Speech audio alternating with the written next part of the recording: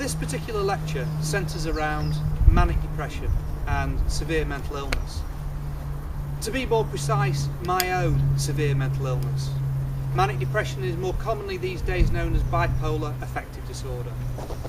It's characterised by a person's mood demonstrating extreme highs and extreme lows.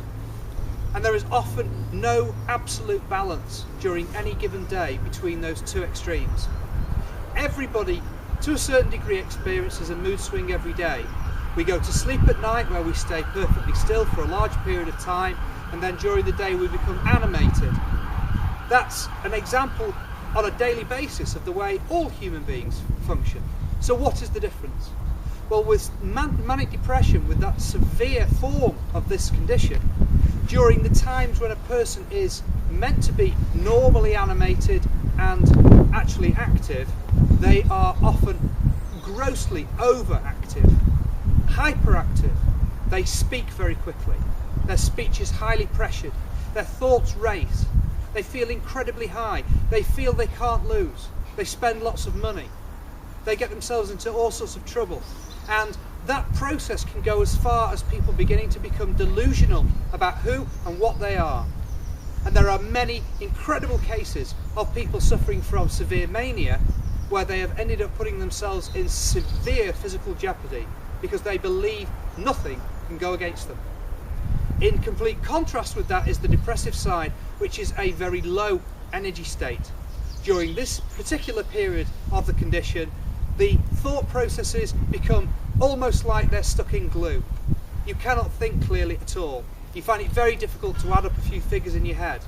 Physically, you are the complete inverse of mania. You are tired, sluggish. You often don't want to eat or go near food or have anything like that. And you become completely isolated in that way. You don't want to socialise. For me personally, I become hypersensitive. If the phone rings, my heart will start to pound. In other words, very simple stimuli around me that most people take for granted become very disturbing and very, very harmful towards you. So how do we cope with this? What do we do? Well, I've been on medication now for over 10 years. The principal medication given to manic depressives is lithium carbonate or lithium citrate. Lithium originally was developed many decades ago when it was found to have an effect on creatures like rabbits and other very simple creatures. It seemed to moderate mood and it seemed to control people's and other animals' functions and mediate them and balance them. I personally never feel that lithium gave me any benefit. I ended up on a cocktail of drugs right from the very beginning. The most effective of the earliest ones was something called carbamazepine, which is a drug used mainly for epilepsy. Carbamazepine is also a mood stabiliser, and that is what lithium carbonate is. Lithium itself is extraordinarily dangerous. It is the lightest of all the metals. It is capable of producing kidney failure and kidney disease. A very slight overdose of lithium can put somebody into a coma and kill them, or at least damage their liver and their kidneys irreparably. As a result of it, I personally do not support the use of lithium, and 2 years ago I started to come off lithium. The most effective medications I have had to date for treating my condition is quetiapine fumarate. Quetiapine is one of the most modern antipsychotic medications, typically licensed for use in schizophrenia. In schizophrenia, people have delusions and they have hallucinations in the same way you do with severe manic depression. It is important to say at this particular point that there are so many different angles that you can use to try and treat a severe mental illness, and that the use of medication is just one of those things. In balance with my medication, and at the moment I use quetiapine fumarate, I use a very small antidepressant which just balances me out in the evening and in the mornings, and I use the most effective medication I have ever come across for treating severe mental illness, and that is the beta blocker. I am very keen on beta blockers. Propranolol hydrochloride I believe to be one of the most effective and the most powerful of all of the medications you can use for treating all mental illness.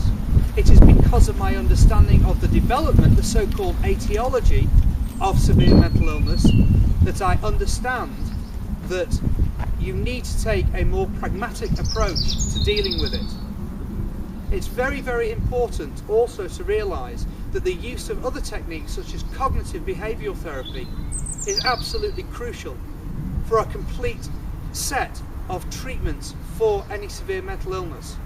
And it is too often the case that psychiatrists fail to realise the enormous impact and importance of using cognitive behavioural therapy and similar therapies, including relaxation therapies, in conjunction with the medication that we take.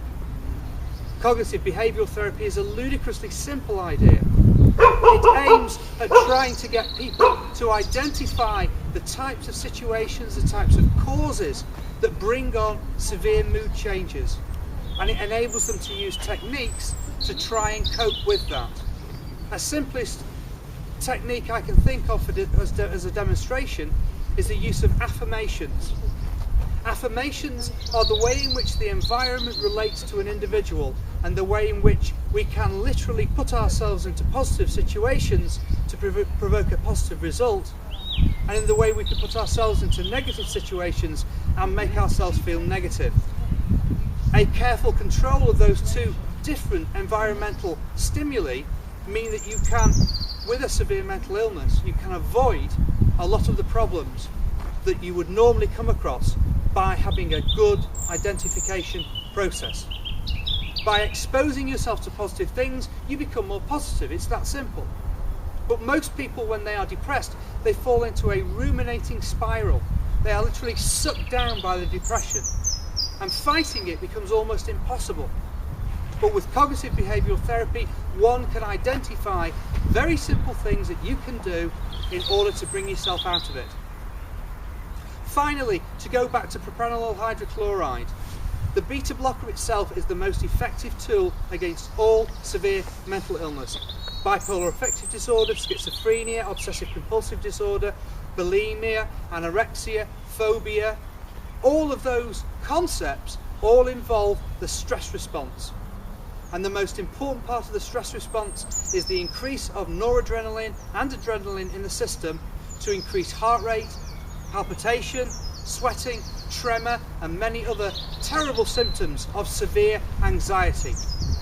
Anxiety is the physical manifestation of mental effects, and by interrupting that cycle, by actually having an effect on the way in which we function during stressful times, by the use of a beta blocker, means that we can significantly impair the development of any severe mental illness. I therefore propose it to be the most important and effective central medication for treating all mental illness. And I would go for that before I went near an antidepressant or an antipsychotic. I think those drugs should come later. The first thing to do is give people control over fear, over irrational thought, over anxiety, and a beta blocker is the most effective way of doing it. I therefore propose a combined therapy of antipsychotic with beta blocker and antidepressant with beta blocker. I believe those combinations in their own right could spell the biggest improvement in treating severe mental illness in the last 100 years of psychiatry. I have suggested this on many occasions to many doctors, and they have all reacted in the same way. They didn't really think that beta blockers really were something that they could give so much benefit through use.